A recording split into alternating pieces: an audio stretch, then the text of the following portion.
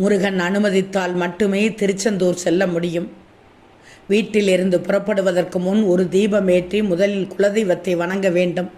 பிறகு முருகனிடம் நீயே துணை உன்னை நம்பி வருகிறேன் என உங்கள் வேண்டுதலை சொல்லி மனதார வழிபடணும்.